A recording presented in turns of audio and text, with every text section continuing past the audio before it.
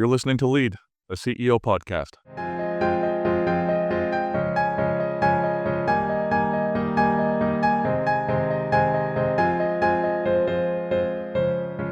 All right, we're up. Well, Scott, hey, good to see you. Here, it's Friday. We're rolling into the holidays. Yeah, well, Late in the week.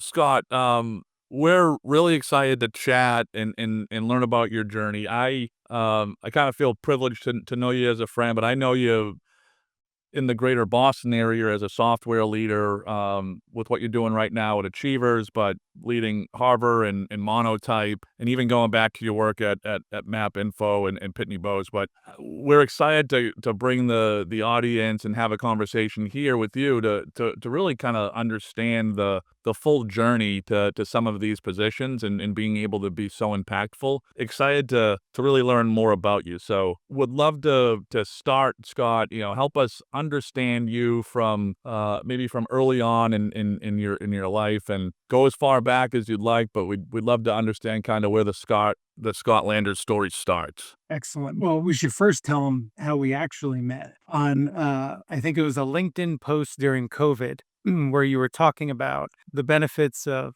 Peloton and taking care of yourself. And I think we kind of picked up during that time frame, met virtually. I won't tell the audience how I challenged you to a race and I may not have won, or maybe I did just. He's pretty good, Scott. I can't beat him either. So I thought I was pretty fast on a Peloton. So yeah. Well, I think the best part of that story, Scott, is the fact that, and again, this, I guess by definition, this is a business podcast, right? The Lead, a CEO podcast. But shoot, we didn't talk about anything relative to business. I mean, it was Peloton, it was college baseball, it was parenting and kids for a long time. So I think there's something to be said about that. It always helps getting started to know the person, right? And then you can see where it takes you. But thanks a bunch for having me. I feel so fortunate to be the CEO of Achievers, right? And just have the ability to lead. So being able to share, perhaps a little nugget or two that can help others along the way is, a great privilege for me. So where did I get my start? Even though I'm a Red Sox fan, I'm actually from upstate New York, born and raised in Albany. We came here to Massachusetts in 2008 when I got the Monotype opportunity. But, my upbringing was pretty humble, pretty typical. I was a middle-class kid. I was an only child for the first 12 years. Parents tried for 12 more years to have another me. They couldn't. We adopted my sister when I was 12. She's from Korea. I remember I had an all-star baseball game that day, and I think we won the game. And then that night we went to the airport and we picked up my sister at 3 months old. And then wouldn't you know it, 3 years later, at the age of 40, after 15 years of not being able to have a child, my mother had my brother. So I have a brother and a sister. So I was almost like the third parent, because I was so much older than my siblings. Some other kind of formative things. I think my dad, not sure how old he was. I was about 17 going into college. So now he's got a 17-year-old and what would it be, a 3-year-old and a 1-year-old or something. My dad loses his job. Right. So kind of saw what it was like for your parents to have to grind. He had always had a corporate job. I remember he was working nights at a bakery, right, trying to kind of make ends meet. So I had a really great upbringing. And I think, seeing my parents go through what they did and seeing kind of the grit that they had, would always maintain that, kind of philosophy of hard work and kind of always taking care of us, right? Because I know they didn't have much, but we never felt like we didn't have much. Really kind of formed, the approach I take as a leader. I think, the only other highlight, I think my biggest role model was my grandmother. So my father's mother, who raised 3 boys as a single parent. My father's father was alcoholic, left my grandmother when the kids were young, and here my grandmother raised those 3 all on her own. She worked 2 jobs, 50 years of which her second job was a waitress at the Holiday Inn. So even all the way up till 85 years old, when I took my kids to the Little League trophy breakfast, right, where you get the pancakes and bacon at the end of the year, I think my kids were in T-ball. My grandmother was working the banquet in her mid-80s. So just a complete rock star. So you talk again about kind of grit and hard work. I had many people to look up to. Wow. That's awesome. Yeah, that's a great story. Yeah. And so Scott, I'm kind of fascinated about siblings and the order, right? Birth order, and yours is you're really unique, right? With an adopted sister, which is really cool, and then a younger brother. Do you put any stock into the birth order and the firstborn? And you're like, help us understand if you think about that from kind of how you turned out or your own personality, if it plays into I anything. I think there's something to it, and I'm sure there's science, and I know there's many books on it. All I would say is being the oldest is good and bad, right? So my wife is also the oldest in her family, and we certainly got our stuff together. We're organized. We get stuff done. But I'll never forget my mother-in-law going back like 15 years ago, and she was talking to us, and she referred to us as the responsible ones, but my sister-in-law was the fun one, right? So the good part of being firstborn, you're pretty responsible. You're usually a couple steps ahead. The bad news is you maybe don't live in the moment enough, which is always kind of a reminder for me, right? Is to kind of find the fun in the everyday too, and not just keep thinking about, what comes next. Chuck, I don't wanna date you, Chuck, but I think you might be the responsible one, I might be the fun one, but I don't know, I'm just throwing it out there. I'm the oldest. I have 2 younger sisters. Yeah. I have 4 kids too, Scott, and my youngest son is, trying to think now how many years. He is approximately, 9 years younger than his youngest sister. So, not as much of a gap as you have, but that gap definitely is interesting, yeah. It is. So, Scott, thanks for kinda setting us up for the conversation here. Help us understand a little bit now, maybe through school or start thinking about career. Help us understand what kinda got you going, what motivated you, what were you into? Yeah, it's in high school I ended up taking an elective in accounting. Actually, I was always the math guy, right? Not the history or the English side of the equation. But I always liked math, and I took this elective in accounting. Really liked it. It was logical, right? There was always a right answer. And I'd like to say I put more thought into it, but I went to school. I played baseball, so I went to the one school that would accept me, on the baseball team, and they had accounting as a major, and that's how I got into it, which ended up being a really, really great way to start your career. Because if you think about kind of anything in business, accounting is the language of business, right? And being able to, describe what's happening around you, but also connect it back to the numbers was always a skill of mine. And I think it helped me in my career, early days, kind of in accounting, but even as I got into more broader management roles, was really being able to connect the dots. And because I had a little bit of a creative streak in me. Nothing professional. Maybe I was just a wise guy and maybe like comedy a little bit too much. But what I always gravitated towards when I was in the business world was the storytelling element of it.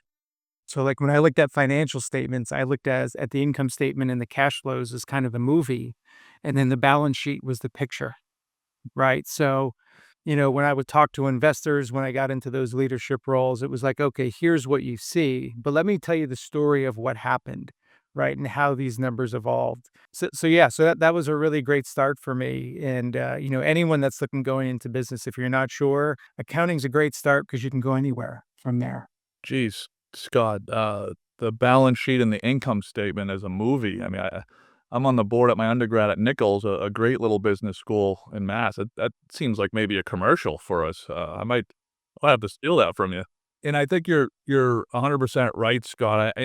Geez, in my experience, accounting always seems to come up when you ask people like, what do you wish you had more exposure to in your academics. People always say, I wish I kind of dug in on that accounting course a little bit more. And my hand's totally up on that one. I was more interested in I like the finance piece, right? I like the kind of the strategic kind of, looking ahead and planning and forecasting. But I got pretty shortly into my professional career. I'm like, probably should have dug in a little bit more on the accounting side. So I think there's something there to it. Yeah, it just helps.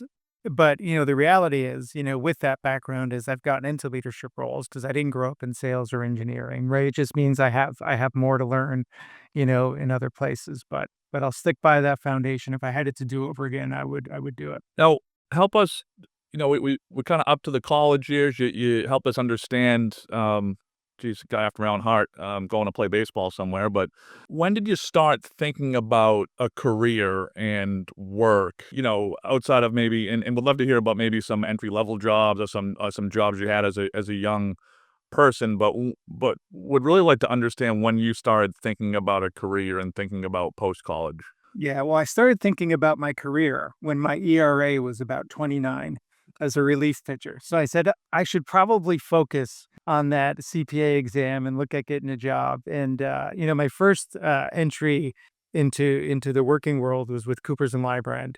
And even just getting that job, it taught me the importance of networking because the person who was recruiting in the Albany office had also played baseball at Lemoyne College where I went, right? And so there was an instant connection. But when I was at Coopers and Lybrand, which is now PricewaterhouseCoopers, those are amazing places to start your career because you get to meet, every couple of months you're on another job. So you're working with all different types of people. You're also engaging with all different types of industries. So I had government clients and healthcare clients and technology clients. And it was really, for a very first job, it was a great way just to explore. And like even today when I mentor, young folks, everybody's just so eager, like, what's the next thing? What's the next thing? And I'm like, treat the first 10 years of your career as just, an exercise in exploration, right? What do you like and what don't you like? And so, getting started at Coopers and Lybrand was just a great place for me. The other thing that those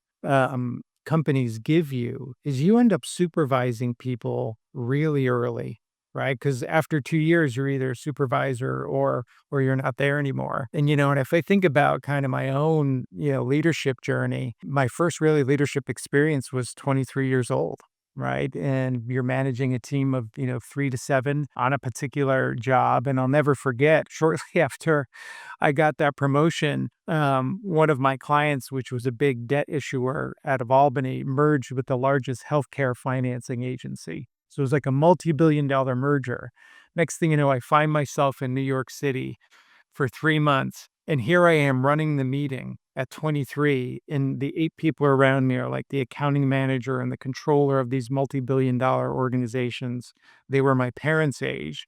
And I remember it was the first like, oh boy moment where it's like, are you, are you sure you want me here, doing it? And I think, one of the lessons I learned kind of early on in leadership is there's a reason someone picked you. There's a reason you're in the room, right? There's a reason you were chosen. Because as you know, in your career, you have many of those kind of oh boy moments like, am I the right person for this? But just reminding yourself there's a reason you're there and just go do your job, right? Like I wasn't there to tell them how to do their job. I was there to run the meeting to tell them how the audit was going to run as we bring these, two companies together. Well, I knew that, right? And so as nervous as I was, I'll never forget in the big boardroom, like it's like, all right, I'm just going to go in and do it. And next thing you know, you do that enough times and your career ends up having, kind of multiple stepping stones. But that first entry, and I spent 5 years there, I went up through the manager level. So at 27, I moved on to my first technology job at MapInfo. It was just an amazing, amazing, training ground and one I'll always be grateful for them for that. What a cool story and what a couple of amazing tidbits, Scott. But I'm gonna go back to when you just started kind of on that response. In your 10-year exploration phase, what did you uncover that you didn't like or maybe you weren't that great at? What off the jump did you say, you want to know what, maybe that's not my sweet spot or not something that gets me going? Yeah, I think, for me, I'd always been kind of people centered. So my first job in technology, I was the finance manager for the revenue side, which was a great first start for me, right? I was around all the salespeople. I got to understand how the engine worked. I had to grow a backbone against a lot of type A's, right? Because I had to make sure they were following the rules and all that. But you also learned the other areas within finance, perhaps being in financial reporting or doing tax, like those really specialized, detail-oriented jobs. I quickly realized that that's actually not me. Which was a good thing, right? Because I could deal with a big project and complexities, but I wasn't the person who wanted to kind of work in isolation, for long periods of time. I got my energy from the people. And, even, because we're all built different. One of my stops, at Harvard, we were in the assessment phase, and people are different, right? And you inherently aren't going to change all that much. So just kind of learning those things before I had an assessment to tell me not only helped chart my career, because in any role you're in, you got to cover all those things. You can't get a management role that only lets you do the people stuff or the strategy stuff. But what it taught me was always needed to surround myself with people who were different than me, right? So who had a skill set where I was weak, where if they were really strong, that's probably a great person for me to look to, in that direct report. Where earlier in your career, you can often gravitate towards people that are just like you, because that's maybe where you have the easiest conversation. You talk about the Peloton, you talk about sports, right? But that may not always be the right answer. And it actually, I think, even during that exploration, I kind of have a mantra, which is, there's no perfect people, but imperfect people make perfect teams, right? So now, like when I'm leading, if I look at my executive team, we've got to appreciate all those differences between us, across many different, vectors. And our job and the job of leadership is, how do we lean on each other when someone's strength needs to be exploited, right? How do we help each other with our weaknesses, and how, when we put this puzzle together, does it work for the entire company? I'm happy you mentioned that. I think that, I think it's starting to change. I know for me personally, I wish I had more exposure to behavior and understanding differences of people, and just sort of appreciating my own style and the impact of my style to others. And the fact that you started thinking about that and appreciating and seeing the value of that, and understanding that, is huge, because I think that is such a foundation to leadership, right? And how we can not only understand us and understand the world, but the people around us, and appreciate that diversity and those differences, but also the ability to adjust ourselves to different people, right? Understand what motivates and drives them. So I think that's tremendous, Scott. Yeah, and it's nice to see, just overall, just like many things, compared to when we started, even just the personal thing like mental health awareness, and being, when you think about some of these scientific things around team building, like it is such a core focus today for those companies that do it, that have great results, right? Really paying attention to that people side. So you're right. And, if you think back, you can now think back to times in your own career where that happened naturally. Now it's nice, in many ways, this is brought to the forefront, where people can proactively go and work on those things. Well, Scott, thanks for kind of bringing us all the way through, and curious, what prompted the leaving the CPA consulting kind of world, in joining, I don't know, kind of cliche, but corporate America, or the, the private side, or the employer side? What prompted the change? Yeah. So, I think you get to a certain point, like when you get to the manager level where I was, your next step is partner. And I just kind of knew that that wasn't my thing. And maybe it was, you're spending more time really in kind of the details of the nuances of financial reporting and the nuances of the accounting pronouncements. Going back to what I said before, I just don't think that was me. But I will tell you one story, because I did try and leave too early. So I was about 3 years in, was going to this thing in New York City that we just described. And I ended up sitting next to the chief of staff for the New York State Attorney General. And we just started chatting. At the end of the thing, he gives me his card and he says, "Hey, I'm looking for actually a senior auditor who's going to report into me. I'd love to give you a call." So I was like, wow, that's great, And I ended up talking to him over the course of the next couple of weeks. He offered me a job. I took it. I went and told the company I was leaving, and they said, "You cannot leave." Right. And next thing you know, I was in the managing partner's office. I'll never forget it. Corner office in Albany, looking up at the state capitol, and it was snowing. And again, I was like sweating bullets, because I'm in the managing partner's office. Here I am, the 23-year-old. And he's like, "You can't leave.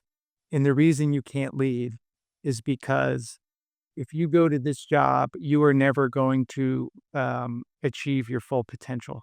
Meaning, there was so much more for me to learn and grow where I was, that he knew, and he was right, that if I went over too soon, I may be stuck in a role for a long period of time, because there was so much growth to be had from when you went from senior up to manager. And I remember him saying to me, he's like, "Our business is built on people coming and people going, and our alumni are our best clients." They're like, If you came to us and we thought it was the right thing for you, you have to trust me. We would tell you." And they said, "This doesn't mean you need to stay till partner, but you just got to trust us on this." And I'll never forget it. And as I thought about it, I'm like, you know what? They're right. But back then, I'm like, oh, I got to be making this much money by the time I'm 30 and this much money, and it was probably the best advice I ever got. So I ended up calling them back saying I'm not coming. And then I stayed a few more years. And then when I went to leave, I said, you know what?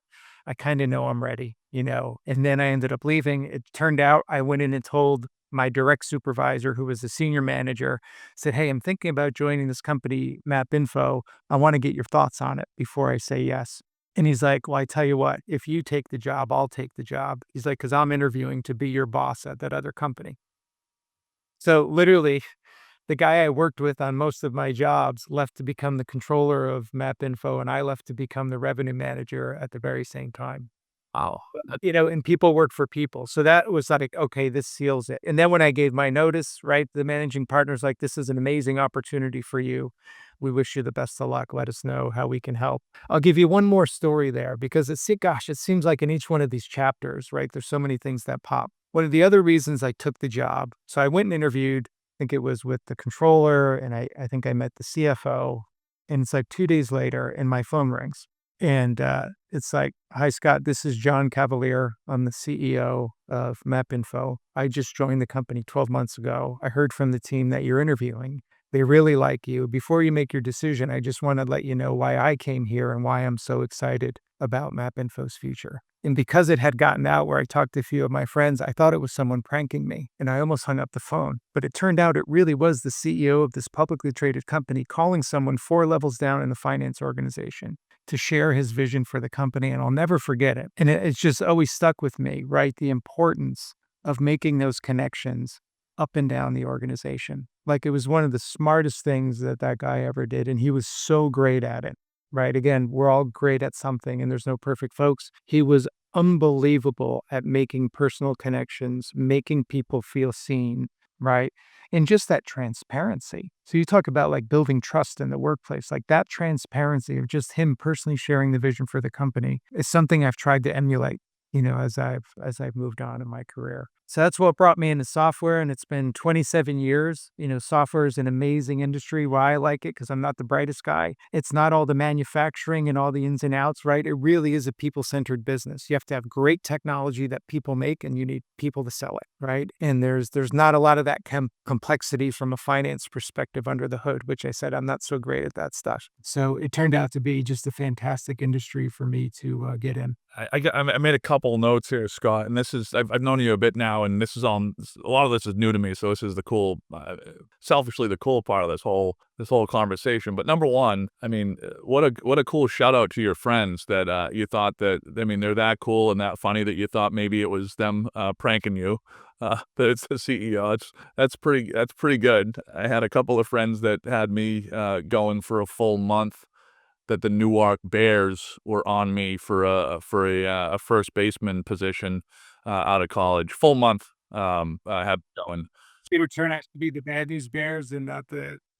I I was at my family construction company telling all my family and everyone that I'm not gonna be here for too much longer, laughing it up and it didn't work out, but some creativity from your friends. But I wanna go back, and not too far back to keep us going here, but how amazing it was for the managing partner where you were at to I'd say number 1, to give you that advice, but number 2, he or she must have done something or some things leading up to that you had a high level of trust that they weren't just saying it to 'cause they needed you around to finish a couple of projects. I mean, that is really, really impactful, and I don't know, I mean, that's a pretty pivotal moment in your career, right? It really was. In those industries, they're built on people. Like, it's just people going out, doing audits, giving consulting, right, built on trust. But I think, if you think about why was that trust there, they're hiring people, good people coming out of college, but they have to train them. So, like, they immediately have to invest in those folks, right? And a year later, they need those same people, right, to be doing more. So then they have to train them again. So, like, that continual loop of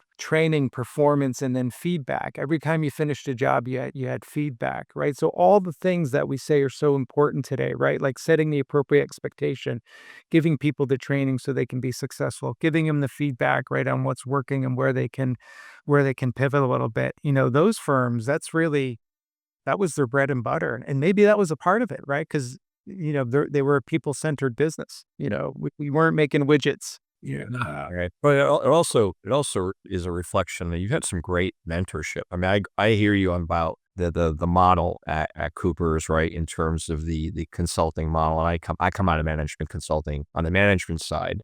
So I totally can understand that. But it sounds like you and I'm sure you have more examples. And you even made reference to, people that you mentor. But it sounds like you've had some great mentorship and role models in your career, Scott. Yeah, I mean, there have been so many, and one of the approaches, a lot of times people think like, okay, I need to get a mentor. So, okay, that may be a one-to-one relationship that lasts for a period of time. And I've certainly had those. But one of the things I've tried to do is basically seek out mentorship everywhere and really through observation, right? Because this whole thing where everybody's great at something, and so when you think about it that way, mentors can come from anywhere. They can be the person you report to, they can be peers, they can be subordinates. They may even be people you don't work with, right? It may be someone in your baseball community or your spiritual community, whatever it is you participate outside. And if I think about it, there was the folks at Cooper's and Lybrand. There was John, who I mentioned, right? There's a guy, Mark Catini, who was the CEO, who was the VP of sales when I first joined. I mean, he's been an amazing mentor. He's another one of those people,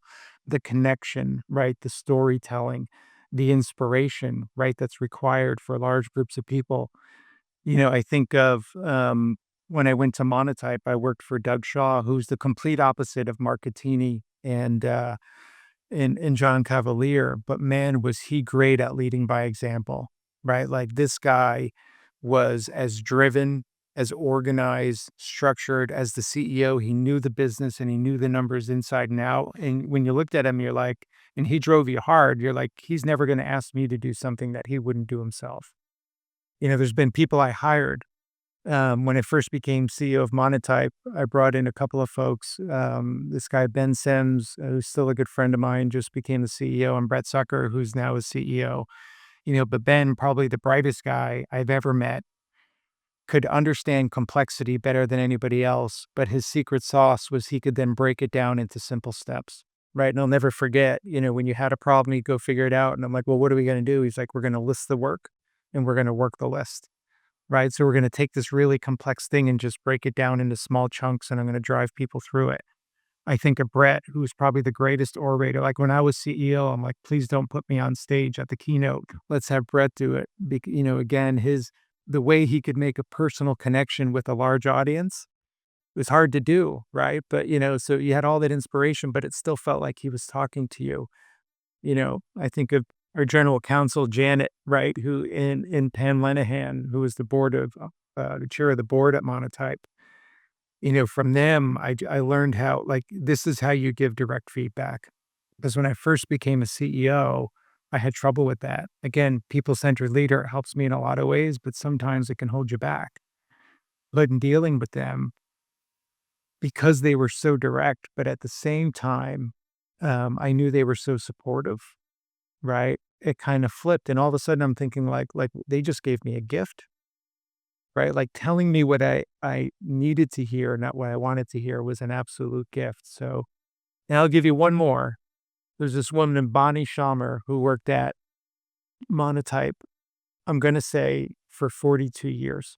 So Monotype, a gem of the Boston community, there was not one, but there were many people who worked there 20, 30, and even they started at 18 out of high school, right, and worked their way through. Bonnie had been an individual contributor / supervisor for those 42 years, but I think she worked in every possible function within the company. Now, we know that skills, right, the world's moving so fast, they become obsolete in 5 years. Think about the type of person you would have to be to when the company says, I've got a problem in this function that I don't work in, and for that person to raise their hand and they're like, I don't know it, but I'll figure it out. Let me give it a shot, right? And it's funny, after I left Monotype, I wrote a series of notes, and I was like, we should all ask ourselves when we're confronted, what would Bonnie do? Because Bonnie would raise her hand and say, I would figure it out.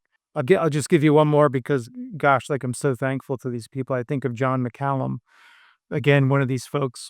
I think he started at 18 at Monotype. He ended up being basically the spark that gave rise to our enterprise business, which is today Monotype's largest business and was the reason I became a CEO. And it was his grit where when there was something there, he's like, let me go. And this was in London, and we were based out of the US. Usually it goes the other way around. You figure it out in the US and then you bring it to Europe.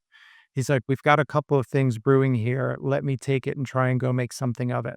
Right. And, very little support, had to beg, borrow, and steal. And sure enough, that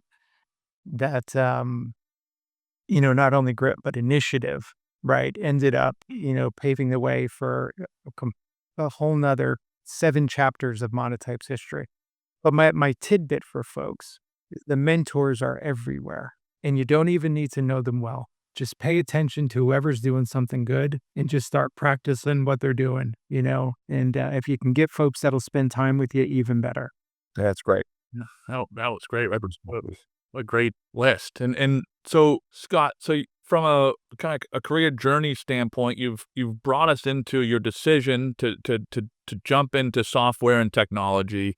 And maybe a summarized version. Would love to kind of hear your journey from that first stop all the way to where you are now. And it doesn't have to be super chronological and detailed, but I'm privileged to know a lot of some of the really amazing things that you and your teams were able to accomplish at some of these places. Would love to hear you summarize it, but from the perspective of maybe different roles that you were taking and maybe how your mindset had to change with some of those roles. Yeah, no, that's great. So, we'll go back to Map Info. I start in this kind of mid-level finance role. There was a couple of kind of defining moments for me. One was we did an acquisition, largest that the company had done at the time. It was 100 people and $20 million, and it was based in Toronto. And the company came to me and said, hey, you've been working on this acquisition. Would you be interested in being the director of finance of this business, relocating your family to Toronto and overseeing the integration of the two companies? And I'd never left home. Yeah, I had 2 kids. My parents lived 2 miles down the road. I think we had a 2-year-old and a 4-year-old, and my wife's super supportive. We moved up there for 18 months, and that was probably the first kind of transformational role for me because you were basically the CFO of this $20 million business. And there was another gentleman who worked with me who was in sales. He went up to be the general manager. He was basically the CEO of this $20 million business. And it was the first time like, okay, now we're going and presenting to the executive team. That's now our board meeting. I had never been in a board meeting before.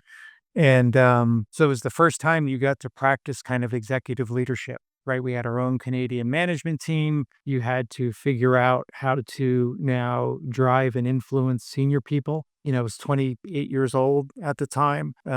Again, didn't know what I was doing. Probably looking back today, probably didn't do a good job of it, right? But had good people around me where you got to learn over time. And I think it was, because people have asked, like, tell me about your plan to become a CEO. Like, I never had a plan. In fact, it may have been just the opposite, where I had too much of the imposter stuff going. But, you go and do that. And then I remember having, drinks with someone in by the lake in Toronto. And this person said, when you're CFO one day, I'm like, CFO of where? They're like, well, when you're CFO of Map Info one day, like, you'll be able to do this, this, and that. And it was almost, certainly a humbling moment, but one of those moments where I was like, like maybe I should start thinking that way. Like why not me?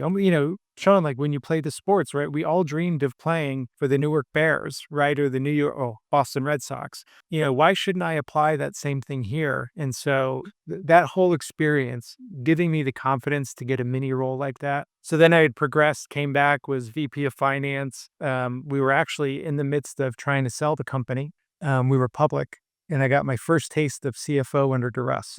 So we're in the middle of selling the company, doing all the due diligence meetings. We had an earnings call on a Wednesday morning. And on Tuesday night, after we dropped one of the teams who was going to buy us off to dinner, come home, go into work the next morning. And I had always been in the earnings calls, but I never spoke. I wrote the script. I was there helping people answer questions, flashing up stuff. 7:30 a.m., the CEO walks in my office. He's like, we got bad news. Last night, our Asian distributor who committed to paying their bill just reneged on that agreement. moment. We have the earnings call in 8 hours, so we have to redo all our financial statements. And the bad news is the CFO just called and he's been rushed to the hospital with an emergency. So we have this earnings call in 8 hours, and guess what? You're now the CFO on the call. Another kind of transformational. So we worked with Coopers and Lybrand. We redid all our numbers. It was probably great. I didn't have overnight to think about it. And then I went and did my own earnings call after the end. That was another one of those transformational. And I think in both of these cases, what I'm grateful for is you had people that gave you that opportunity.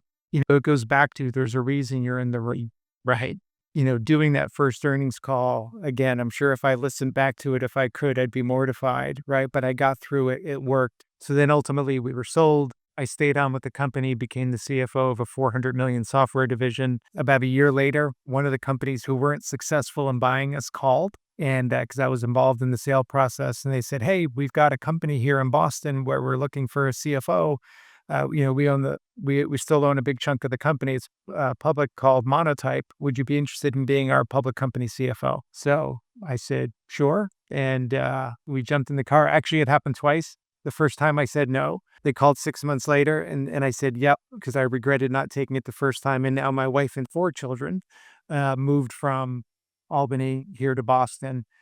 And there, I got to quickly give you the hover there. So I was CFO for the first half of my 13 years. It had been 11 years at MapInfo. And about halfway through, we had this enterprise software business beginning to emerge. Monotype had been primarily an OEM business, still tech and software, but a different type of a business model. And we had this emerging business, and I was basically one of the only folks on the management team that had any experience in enterprise software from MapInfo. But I wasn't the CEO of MapInfo. But because I had that experience, again, another grateful to a boss who would give me a little bit of leash. My boss came to me and said, "Hey, you've got experience here. Why don't you lead the team through the formation of that strategy? As we go and communicate the enterprise strategy to Wall Street and to the board and to the employees, why don't you take a greater role?" And him giving me the ability to do that gave me the room, to maybe, to get the respect of my peers, right? Have people in the company and shareholders see me as something, someone that wasn't just the CFO that could go broader. So when it came time for him to retire 12 months later, I was fortunately selected to be the CEO of Monotype, which is probably still to this day, the biggest honor, right? That first time someone gives you that opportunity is just an amazing feeling. So it's such a cool story, Scott. And I have to ask, before that conversation about leading from a broader role than the CFO seat, and you touched on it a little bit earlier, but had you thought about CEO before? Had it even crossed your mind? Curious at that point. I had started to. One of my mantras is kind of say yes to everything, right? So if someone wants a leadership tip, other people are probably going to see the growth in you before you do, and they're going to give you opportunities and just say yes because you don't know where that will take you.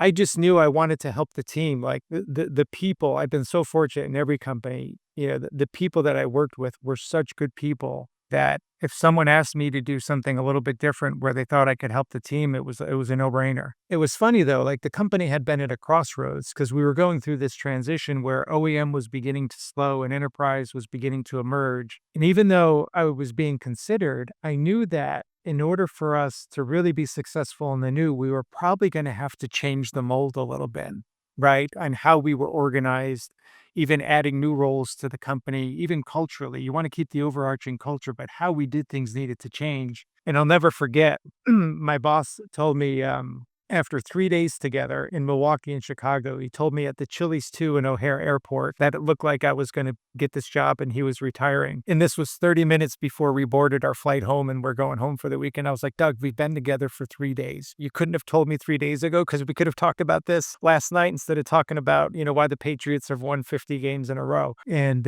so I thought about it over the weekend. I went to him on Monday morning. I said, "Listen," and I said, "What should I do?" He's like, "Just sit tight." But I went home over the weekend and I'm like, I know if I get this job, I can only be successful if the board really understands the pivot that needs to happen. So over the weekend, I created this. I still have the presentation. It was just a PowerPoint, just in the blank white slides, and I called it blank sheet of paper. And I just listed out everything we did today and how it would need to be different across the entirety of the company. And I went into Doug on Monday and I said, listen, I know you told me to sit tight, but I would love to schedule a one-on-one with each board member, take them through kind of the vision where I think the company needs to go. And if they're on board with that vision, I'm the right person, right? If they're not, that's okay because I'm probably not the right person. And this is another great thing about Doug. Now, a lot of CEOs may have been like, well, hold on. Like, we don't want to interrupt this process. He's like, I totally support it and go for it. And I did it. And the board was like, we totally get it. We're supportive. And so when it came time, it was like full steam ahead. And then we just went and implemented the plan. So So cool. it's one of those things. Maybe it's from the sports background, or maybe it's when I think of my dad working nights at the bakery. Like, there's something about taking control of your own future, right? A lot of people are going to give you lanes to swim in, right? But where in that lane, how fast you go, who you take with you in the car is is going to be up to you. And I've always tried to kind of drive myself here. Yeah, and I love, and again, I'm taking notes here, Scott, but I don't know if this happened before or after the work you had with your friend, but it's kind of another version of list the work and then work the list, right? Right. And actually, the first thing I did was hire a person who I knew would be great at that. Because remember, I'm not as great with, all the stuff under the hood. But yeah, it is. I mean, we all have some experiences. I had some kind of formative things that, weren't so pleasant. And I remember when that happened to me, I'm like, all right, this is either going to be the best thing that ever happened or the worst thing that ever happened. And it was almost kind of that switch, that I've tried to apply, as you kind of move forward, which is just, controlling what you can. I mean, people say all the time, control what you can control, and then kind of chart your own course here. Like, why not you? You've already given a few really great tips throughout this conversation. I would love to hear what advice you give to anyone listening to this in terms of it could be anything from just be an effective leader or the journey in leadership, including becoming a CEO. Any additional thoughts on that? I think, it's interesting when you become a CEO, there's a panic moment, right? It's the first time in your career where actually, even though you're trying to drive and control, like you actually don't, right? For the first 20 years of our career, what we do when we go into work, our individual performance determines our next step. The further you go up in leadership, you become the CEO, you wake up and you're like, okay, there's no way I can do the work of 700 people and I would never do it well. Like everything flips. Like 100% of my performance is dependent upon those 600 people at Achievers, right? Right. So when I think about it through a couple of different lenses is when you think about leadership, not everybody aspires to be a leader, but everyone can lead themselves, right? Everyone can start their leadership journey by leading themselves and leading by example, whether it's early in career or they're 25 years in and they're that key thought leader and that individual contributor. When you know you're going to have change in the company, that's the person you're looked to. Like that's the role model that everyone's going to follow. Right. And so, the first tip would be, to start by leading yourself. What is it? I mean, people have given speeches like make your bed or, do those types of things, but it's really like, setting your own goals, right? If you don't understand everything you need to understand that to tie what you do back to the company's performance, like go seek out those answers because that will fulfill you if you can make that connection. I think another thing is like say yes to everything. And if other people believe that you can do more, you should believe them, right? And take that jump, and just make yourself, uncomfortable. And ultimately, certainly in retrospect, I think about this, is why not you? Not everybody can be, the next David Ortiz or the next Michael Jordan, but if you had some talent there and you tried really hard to be, you would probably exceed your wildest dreams on where life will take you, right? Across the board. And so that's a few tidbits from a guy from Albany who is actually, I give credit to my family because they raised me Celtics and Red Sox fans, even though it was Well, Scott, this is great, and have really enjoyed listening to the journey. Probably the part, and I'll ask a question kind of selfishly because it's the part that I'm most fascinated in, really in anybody, but especially folks like yourself that have done so much amazing things from a professional perspective. How have you sought some type of balance between professional success and personal success, and how do you think about it? Yeah, I'll get it again. Came from another mentor. Piece of advice I got. There was a partner, Rich Grant at Coopers and Lybrand. I remember I was 23, 24, just, or no, yeah. Oh no, I was probably about 25. Just had our first kid. And back then, like if you were a partner, people are trying to get on boards, right? Nonprofit and profit boards to kind of connect and build their business as a partner. And I asked them that question, like, how do you have a pretty busy job. How are you trying to do all those other things to build your business? And he said, Scott, he's like, I've got 3 young kids. He's like, I am good at some things. He's like, but I put all my time and effort in my giving back to the community in and around where my family is. So then it's a win-win, right? So he had 2 girls, I think, that played softball, right? So he was like, treasurer of the softball and he coached their teams. I don't know if I mentioned earlier, but, kind of my one fun fact is I've coached 2,000 youth baseball games. I started when my brother was 6 and I was 22, and all the way up to maybe 6, 7 years ago to when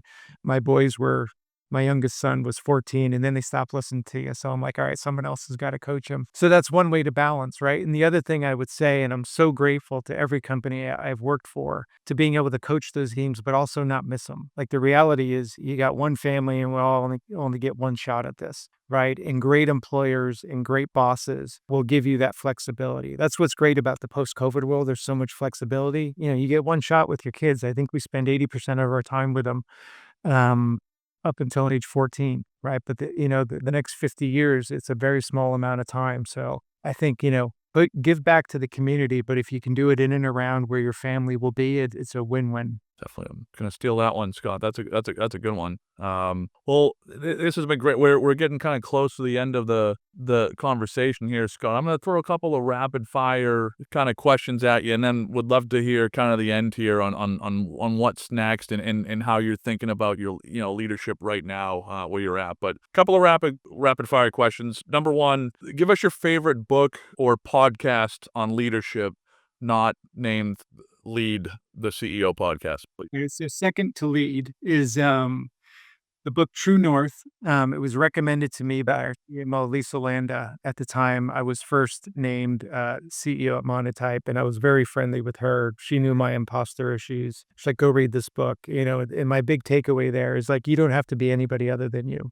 Right, you're not going to change yourself, but there's always an opportunity to be a better or the best version of you, and that really kind of helped change my mindset. Right, in this spirit of continuous improvement and always being better. Be comfortable in your own skin. You're good at what you're good at. Your weaknesses are your weaknesses, but there's always an opportunity, right, to turn that crank and get a little bit better. That's a very good book. And I also really enjoy, Scott and Sean, the aspect of really understanding, as you already alluded to, Scott, the experiences that really shape and influence you, which is a really big part of that book. Yeah, great book.